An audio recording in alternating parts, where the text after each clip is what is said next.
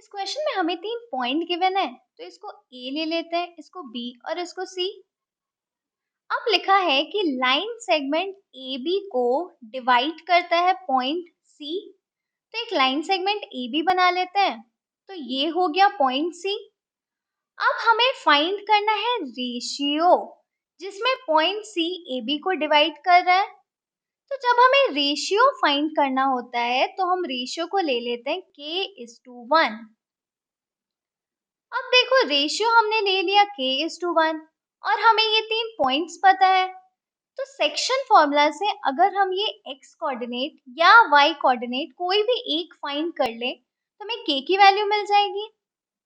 अब यहाँ section formula से x कोऑर्डिनेट हमारा आ जाएगा k into x2 which is k into 6 plus 1 cross multiply होगा x1 से तो 1 into -3 by sum of ratio k+1।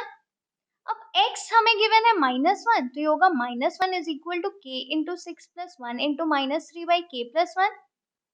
Similarly अब अगर y से करें तो y कोऑर्डिनेट हमारा होगा k into y2 plus 1 into y1 by sum of ratio k+1। y हमारा है 6 तो ये हो जाएगा 6 is equal to k into 8 plus 1 into 10 by k+1। अब इन दोनों में से कोई भी एक को हम सॉल्व कर लेंगे तो हमें k मिल जाएगा। तो हम x को सॉल्व करते हैं, पहले इतना लिख लेते हैं।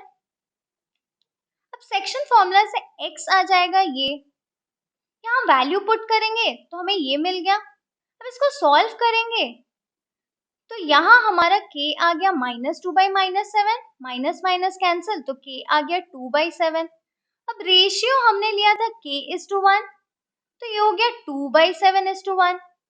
पर रेशियो कभी भी फ्रैक्शन में नहीं हो सकता, तो अब इस डिनोमिनेटर को हटाने के लिए हम दोनों साइड को 7 से मल्टीप्लाई कर देंगे। तो यहाँ 7 7 कैंसिल तो ये आ गया 2:1 7 से 7।